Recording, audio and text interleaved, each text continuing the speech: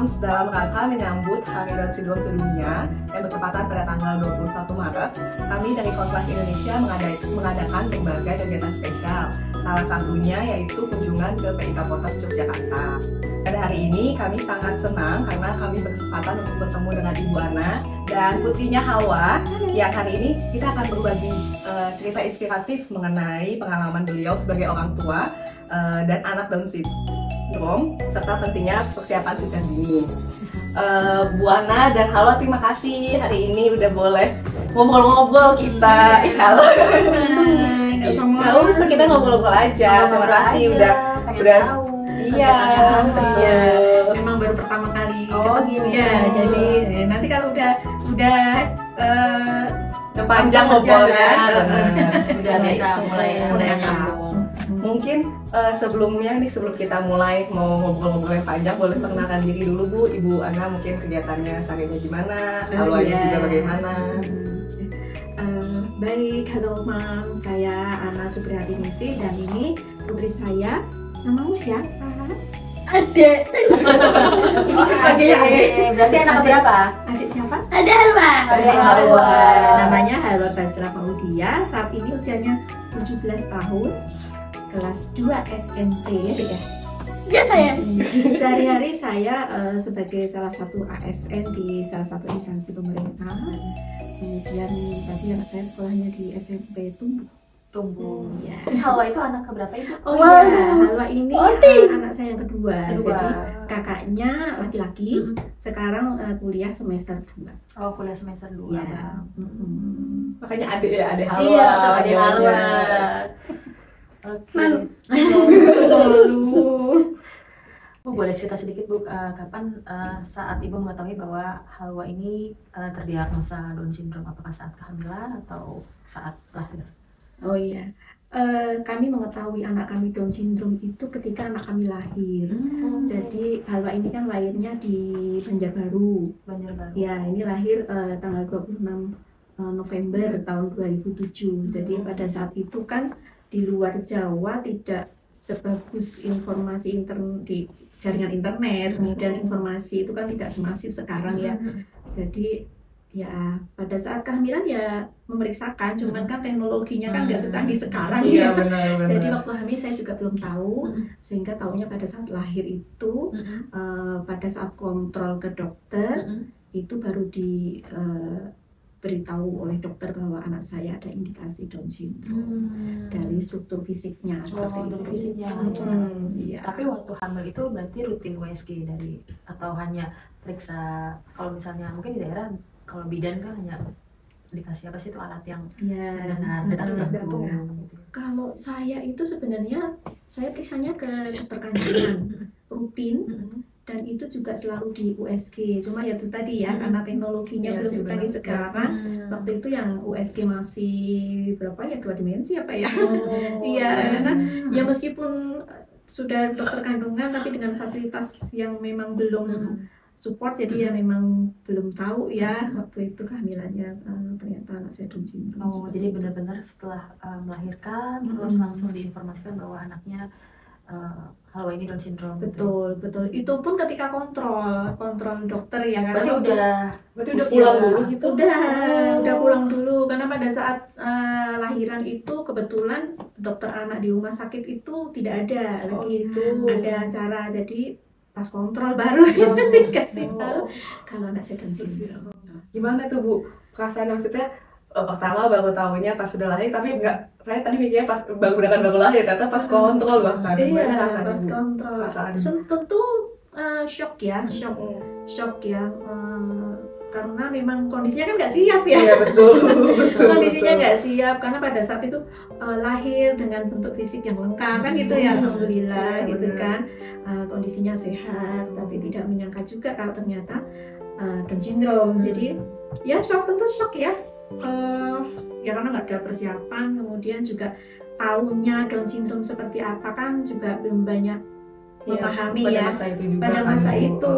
Jadi ya itu shock kaget banget ya. Betul, suami saya juga sempat mungkin marah ya.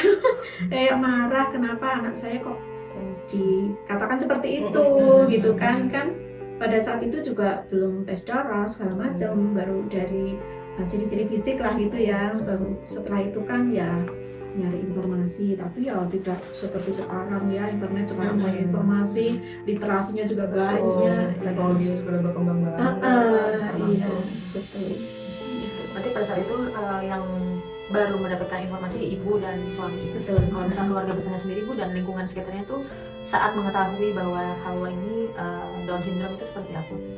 Awalnya memang kami tidak secara langsung memberitahukan ke keluarga besar ya, dan memang keluarga besar pun juga dari latar belakang yang minim informasi, jadi juga mungkin juga nggak paham Down syndrome itu apa. Tapi begitu kami pindah ke Jogja, kemudian kami juga tes kromosom, memastikan memang benar.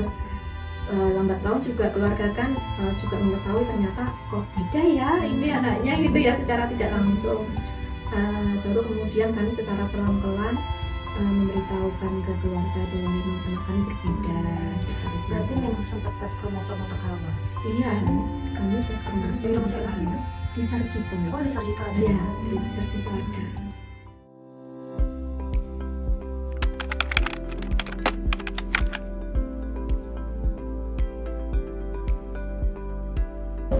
Ya, ini kan suatu kondisi di mana seorang ibu yang mempunyai anak mengidap suatu kelainan Down syndrome.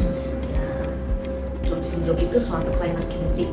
Jadi kelainan genetik yang sebenarnya bisa kita ketahui dari awal ya, dari kehamilan awal dengan pemeriksaan tertentu ya.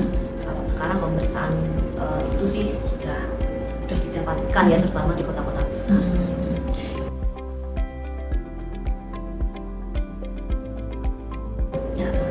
Semester 1 akhir sekitar 12-14 minggu kita bisa melihat dari USG, bahkan dengan 2-3 dimensi aja kita udah bisa melihat lokal translusensi. Dari situ kita bisa mengukur ketebalan lokal translusensi itu, tapi memang dia akurasinya nggak setinggi kalau kita melihat dari tes kromosom ya. Kemudian kita bisa melakukan pemeriksaan dari darah dengan melakukan pemeriksaan kromosom ya, atau namanya NIPT, non-invasive prenatal testing.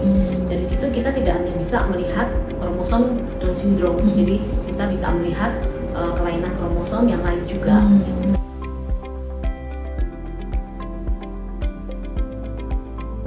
Ya, karena kelainan kromosom itu kan biasanya sindrom ya. Sindrom itu kan dia suatu kelainan beberapa organ, beberapa kelainan yang menjadi satu kesatuan. Jadi itu nanti dari sisi mental, psikologis itu kita bisa mempersiapkan orang tua, baik ibu maupun suami, menghadapi anak yang dengan kelainan kromosom. Salah satunya yang paling sering adalah kromosom Down syndrome ini, yang kelainan kromosom Down syndrome ini. Jadi bagaimana caranya nanti menghadapi anak yang terlahir secara genetik dia Down syndrome, secara psikis, kemudian supportnya medis, karena biasanya Down syndrome juga diikuti dengan kelainan lain. Nah itu harus kemana mencari bantuan, harus kemana mencari pertolongan, itu kita sudah bisa mempersiapkan. Bahkan bagaimana cara untuk mempersiapkan dana untuk merawat anak dengan kebutuhan khusus dengan Down syndrome ini.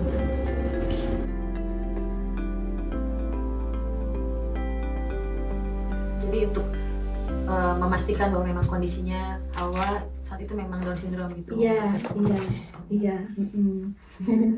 Itu pun juga kami tidak langsung tes darah ya. Pada awalnya kan kami tahu anak kami berbeda. Kemudian saya juga sudah ke psikolog waktu itu.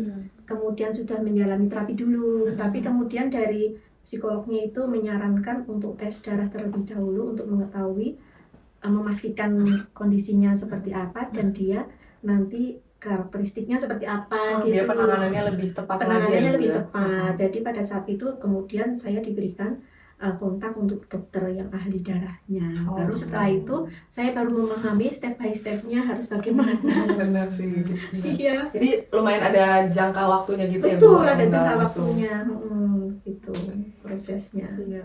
Ya karena itu tadi, karena kami masih minim informasi ya, terus masih kayak orang bingung mau bagaimana sih, cuma tahu berbeda, kemudian disarankan Bu ke sana misalnya gitu ya. coba terapi ini misalnya gitu. Baru dari psikolog di tempat terapi itulah kemudian diberikan diedukasi lah ya, diedukasi harus apa dulu, terus nanti langkahnya setelah ini apa. Nah itu dari psikolog itu. Ya alhamdulillahnya berarti beberapa orang sekitar tuh memberikan support ya Bu ya, Oh, iya, dan sangat. memberikan informasi untuk dan edukasi juga untuk bagaimana nanti selanjutnya anaknya diberikan apa, stimulasi, Betul. segala macam edukasi segala macam. Iya betul, dan itulah adilnya Allah ya Tuhan ya, bagaimana mempertemukan saya dengan orang dan lingkungan yang support gitu loh. Meskipun di sisi lain masih banyak masyarakat yang punya stigma negatif terhadap anak yang spesial.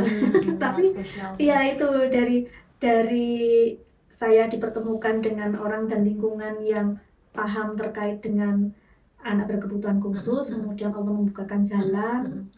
Ya orang-orang yang bisa mengedukasi saya harus ngapain gitu. Enaknya dapat ini ya, apa Iya. namanya, support yang baik. Iya, seperti Nah itu. saat itu apakah Ibu mengetahui mengenai potats ini Bu? Atau ada yang memberitahukan bahwa oh ya ada nih apa namanya persatuan anak orang tua dengan anak Down syndrome gitu bisa ikut bergabung ke dalam gitu. Itu sebelumnya saya sampai sini kan belum tahu ada potats, belum tahu ada potats saya. Kemudian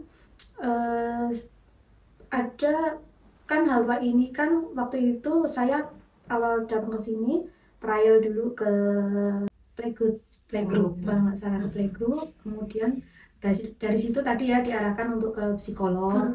Kemudian dari psikolog saya dipertemukan dengan dokter ahli darah. Kemudian di perjalanan saya ketemu dengan teman seangkatan yang sama-sama punya anak berkebutuhan khusus. Kemudian dari situ saya ketemu dengan lembaga pendidikan Al-Quran yang mau menerima anak berkebutuhan khusus. Dari situ kemudian baru saya diinformasikan salah satu guru di lembaga pendidikan Al-Quran itu bahwa kayaknya ada loh Bu yang satu waktu itu belum tahu ya, kumpulan yang khusus anak-anak yang khusus untuk orang tua yang punya anak seperti Halwa, seperti itu. Baru kemudian saya kan browsing, kemudian oh iya ternyata ada potats. Nah awalnya tuh dari situ, dari potats, dari informasi itu saya browsing, kemudian ketemu.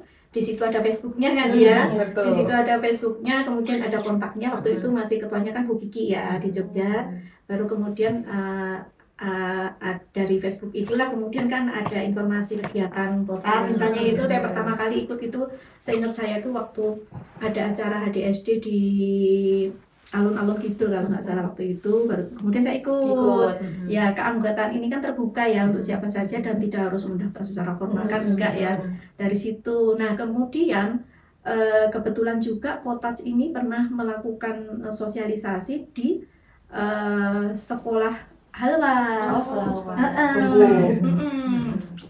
Edukasi terkait dengan Down syndrome. Alhamdulillah saya bisa hadir, jadi lebih tahu lagi kan potats seperti apa. Nah dari situlah kemudian saya selalu mengikuti kegiatan-kegiatan potats itu awalnya. Kalau di potats sukanya ngapain? Suka Paling seneng apa? ngapain? Kegiatannya apa aja? Banyak kan nih pasti kegiatan potats nih. Iya. Tadi apa Dek? Potats menari, ya kan, sama teman menari sama teman-teman potats. Latihan apa tadi Dek? Apa Dek? Main musik apa? Angklung. Sama teman-teman Kalau aku pasti rame-rame ya. Kayak Iya. Terus main nyanyi sama Nyanyi? teman-teman potats juga nggak? keyboard, awalnya keyboard. Oh, keyboard. Sama teman-teman potats ya, sama Andra kan keyboard. Itu juga sama teman-teman potats. Terus sering ikut kegiatan-kegiatan yang sifatnya insidentil, buka bersama, kemudian HDSD kan gitu kan, kemudian ada pelatihan-pelatihan yang lain itu kan juga ya sama potats. Mewarnai, melukis juga. Ya kadang-kadang ada kami ikut Bagus kegiatan warnainya. bersama. Suka warnain. Suka Melukis suka. Batik. membatik, Oh, batik juga. kan Batik sering juga. ada pelatihan juga ya. Pernah pelatihan membatik, shibori, Shibori. Oh iya gitu benar. kan. Jadi dengan- awan Oh, batik awan. Batik awan gitu. Iya. Pak Andi Sama Pak Pak Andi. Andi. bagus. Bagus. bikin awan. Nih kalau melukis kan kebetulan juga di lembaga pendidikan Al-Quran itu juga kayak ada ekstrakurikuler. Oh. Mewarnai ini ikut ya. Tapi kemudian sering kegiatan melukis bersama atau mewarnai bersama dengan teman kota. Oh ya, sama Pak Ferry, nama guru melukisnya Pak Ferry. Berarti banyak kegiatan ya Bu ya di Potats ya Bu? Ya lumayan. Kembang anak-anak juga ya? Iya. Untuk anak dan juga untuk orang tua ya tentunya ya, karena nantinya akan mendampingi kan orang tuanya, jadi dua-duanya juga dapat ya, Bu ya. Dua-duanya betul. Apa itu? Belajar ini. Outing. Hari Rabu besok. Mau outing dari sekolah? Ya kemudian setelah outing scout pramuka. Ih banyak ya Halwa kegiatannya ya. Banyak sekali. Capek nggak sih Halwa kalau banyak kegiatan gitu? Capek nggak? Atau seneng? Halwa senang? Seneng ya? Iya. Senang. Banyak loh kegiatan Halwa. Kelompok. Oh, sama ada kegiatan kelompok juga. Kelompok los. Lotus. Kelompok Lotus. Itu apa lo kan? Kelompok pramuka namanya. Scoutnya Lotus ya. Ada banyak temannya, ada berapa? Satu kelompok? Sama Uma. Hawa sama Dila. 3. Dila. Siapa lagi? Nggak tahu. Jadi selain kegiatan di Potats, Halwa mengaji juga ya? Iya. Kegiatan mengaji yang dari apa nih? TPQ. Amanatul Quran. Pak Alif. Oh iya. Apa jilid 5A. Oh udah jilid 5A. 5B. Oh Mau naik 5B. Hebat. Alhamdulillah. Terima kasih. Apa I love you gitu ya? I love you gitu. Berarti kan di umur 17 tahun ya? Betul, 17 tahun ini berarti kan sudah banyak nih Bu, mungkin perkembangan yang bagus gitu ya dari Halwa gitu. Nah, kira-kira nih apa sih yang sekarang sudah Ibu rasakan? Apakah memang udah alhamdulillah mungkin Halwa sudah bisa mandiri, atau banyak banget perkembangan yang sangat pesat dari kegiatan-kegiatan ini, atau misalnya dari pendidikan yang sudah Halwa dapati selama ini gitu? Oh betul, sudah sangat luar biasa menurut saya ya. Sekecil apapun perkembangannya itu tentu kalau orang yang punya anak berkebutuhan khusus itu sangat luar biasa. Tapi kalau Halwa sendiri kan juga sekarang di usianya yang SMP, saya rasa sudah cukup mandiri ya. Memang targetnya kan yang pertama mandiri. Dia sudah mampu mengurus dirinya sendiri, kemudian dia juga sudah lebih percaya diri. Kemudian kalau dari segi bahasa bicara, dia juga artikulasinya sudah jelas, kemudian dia konteks kalimatnya juga semakin bagus, meskipun ada konteks-konteks yang memang masih perlu waktu untuk memahami ya, karena tapi udah bagus sih maksudnya setiap perkembangannya. Iya. Kemudian kalau dari segi kognitif itu juga untuk pelajaran sekolah juga dia mampu memahami dengan cara belajarnya dia dan pemahaman dia. Karena kalau ini kan dari mulai dia PAUD itu kan di sekolah inklusi ya, di sekolah inklusi, dan alhamdulillah lancar, dan sekarang juga sudah mampu memahami pelajaran dengan caranya dia.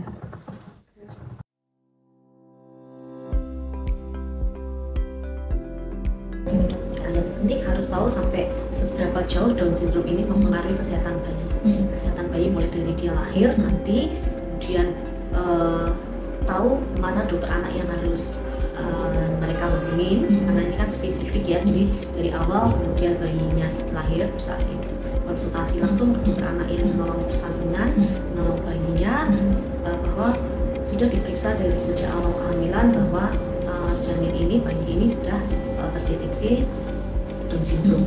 Kemudian nanti pasti dengan konsultasi ke dokter anaknya akan diarahkan perawatannya seperti apa. Biasanya kelainan Down syndrome itu ada bawaan kelainan jantung juga, jadi itu yang harus sejak awal sudah dipersiapkan.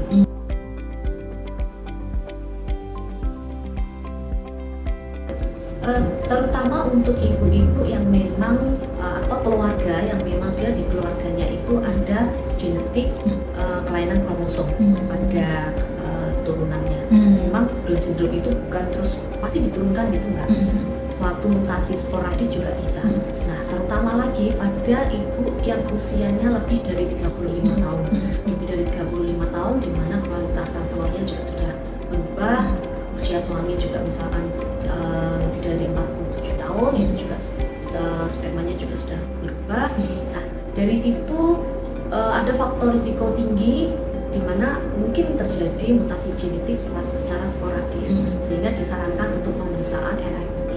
Dan pemeriksaan NIPT ini karena non-invasif, jadi dia istilahnya risiko ke janinnya itu nggak ada. Jadi karena dia diambil dari darah ibu, jadi seperti pemeriksaan darah biasa, cuman kita sampelnya melihat kromosom untuk janinnya. Jadi dengan sekarang biaya juga lebih terjangkau ya, nggak seperti dulu NIPT harganya mahal banget. Sekarang kan harganya sudah jauh lebih terjangkau, kemudian tidak invasif, tidak membahayakan ibu dan janin, apalagi ada risiko tinggi. Saya sangat menyarankan untuk melakukan pemeriksaan screening NIPT.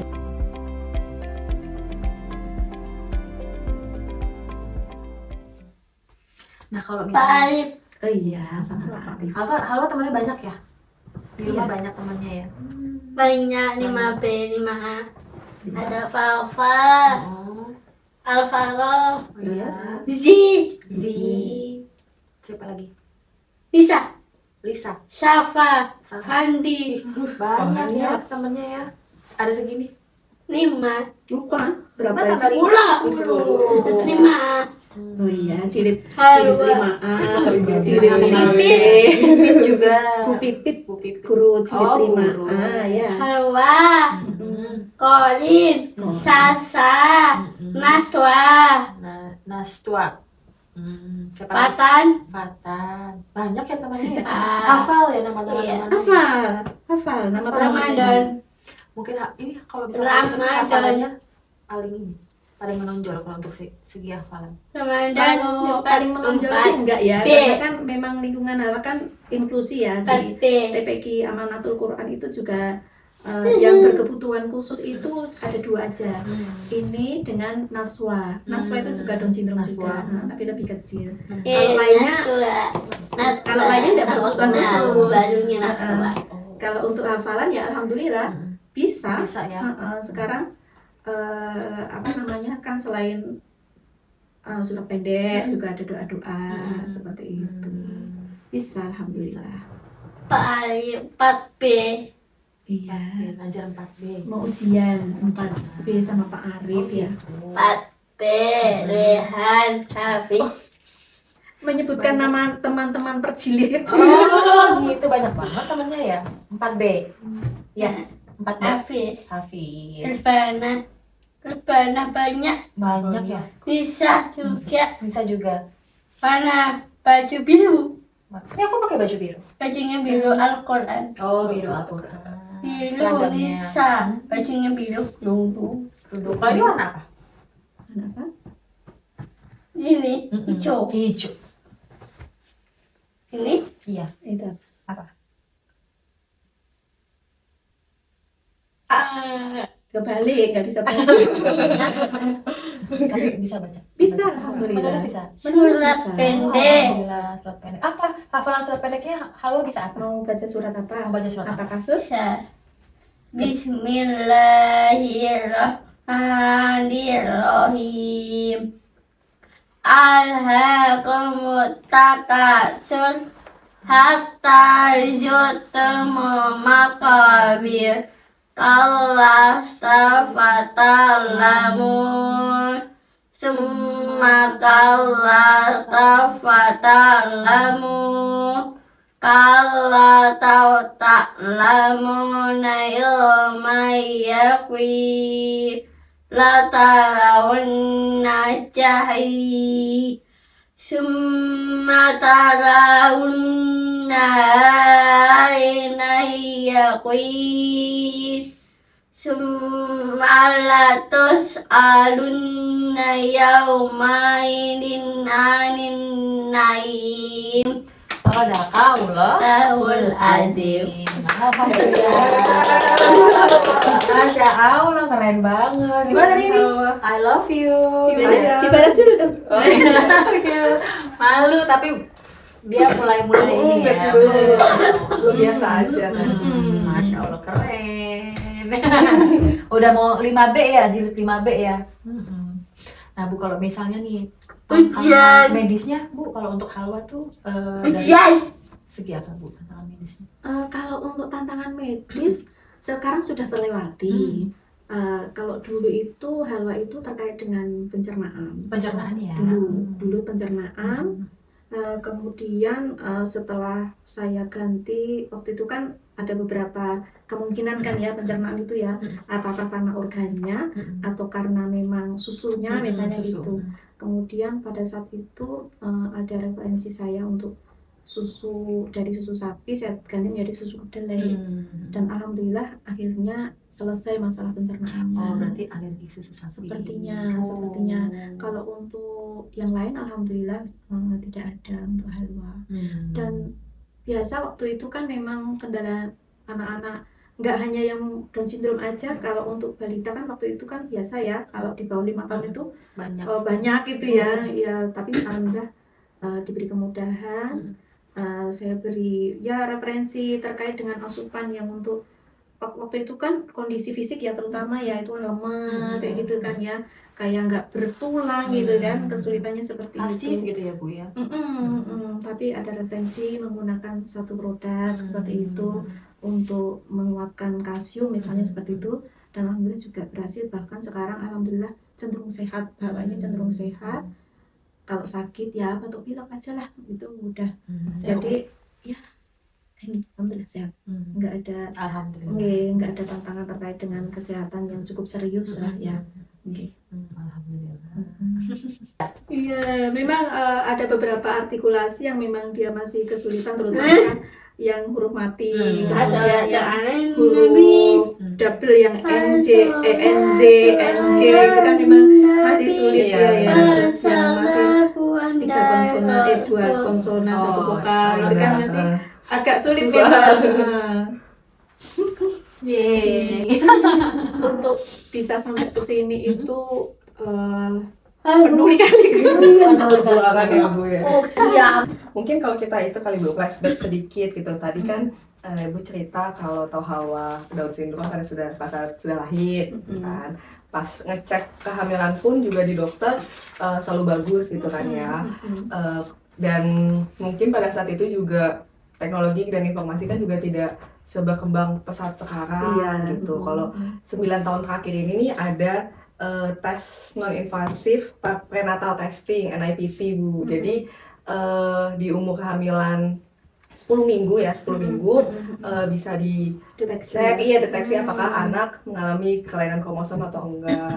Jadi mungkin orang tua bisa lebih prepare ya Bu ya, bisa persiapan diri. Bisa persiapan diri, soalnya kan ya kita lihat aja bukti nyatanya ibu pun pas tahu baru lahir, bahkan udah pas kontrol baru kesehatan kan mungkin apakah kalau misalnya nih pada masa itu udah ada tes ini, apakah mungkin dari ibu akan berpikir 2 kali untuk melakukan tesnya gitu. Kalau untuk melakukan tes mungkin iya ya, tapi bukan berarti kemudian ini kan sikap masing-masing orang mensikapi kondisi masing-masing itu juga berbeda-beda ya. Tentu kalau misalnya bisa ada teknologi itu pada saat itu, tentu saya akan melakukan tes sehingga saya akan lebih siap. Betul. Iya kan, akan lebih siap. Tapi saya akan tetap mempertahankan dia, karena saya rasa tidak ada yang salah dengan ciptaan Tuhan. Iya, bagaimanapun juga kan karunia ya Bu. Betul, semuanya itu pasti rencana yang terbaik itu memang rencana Tuhan, ya kan? Tinggal bagaimana kita nanti menerima, mengemban amanah ini kan amanah ya. Betul. Tapi dengan ketika kita sudah tahu lebih awal itu, kita bisa lebih bersiap-siap diri dengan menyiapkan informasi yang lebih baik. Terus nanti saya harus ngapain, kemudian mengkondisikan keluarga seperti itu. Jadi sudah ya itu tadi lebih prepare aja. Jadinya memang arahnya udah tahu lebih awal, bisa siap lebih awal. Kayak tadi kalau dengar cerita ibu kan, dari titik ibu mengetahui Halwa Down syndrome sampai akhirnya ketemu POTAS kan juga lumayan ketemu ini panjang gitu kan. Mungkin kalau sudah tahu dari awal pun juga mencarinya jadi lebih cepat kan. Ini sangat membantu ya POTAS ini, banyak kegiatannya, buat orang tuanya juga tersupport. Jadinya arahnya ke sana ya Bu. Arahnya ke sana, kita bisa lebih prepare membuat peta jalan. Membuat peta jalan supaya nanti dia bagaimana kita akan mendampingi si anak itu aja. Sehingga kan tidak berliku-liku gitu ya istilahnya ya. Kita sudah punya rencana gitu. Walaupun tantangannya mah pasti ada aja ya Bu. Pasti namanya juga mendidik dan membesarkan anak ya. Pasti setiap tantangannya ada aja ya. Bu, boleh minta sedikit saran Bu buat mungkin untuk orang tua di luar sana gitu yang sedang mengalami perjalanan yang sama nih misalnya. Mungkin baru juga mengetahui bahwa anaknya Down syndrome, kira-kira boleh diberikan pesannya ke orang tua di luar sana Bu, seperti apa? Oh iya, untuk mama-mama hebat sekalian ya, yang punya amanah yang sama, anak Down syndrome, semangat, jangan putus asa, karena itu modal awal kita untuk mendampingi anak-anak kita. Dan yang penting kita ikhtiar semaksimal mungkin, karena kalau hasilnya nanti anak itu seperti apa itu bukan kuasa kita lagi, itu hanya milik Tuhan Yang Maha Esa. Tapi yang jelas kita harus berusaha maksimal, karena proses itu tidak akan mengkhianati hasil selama kita yakin. Seperti itu aja. Oke. Jadi untuk moms di sana, jika ingin tahu lebih banyak tentang dukungan anak untuk anak dengan Down syndrome, jangan ragu untuk menghubungi POTAS.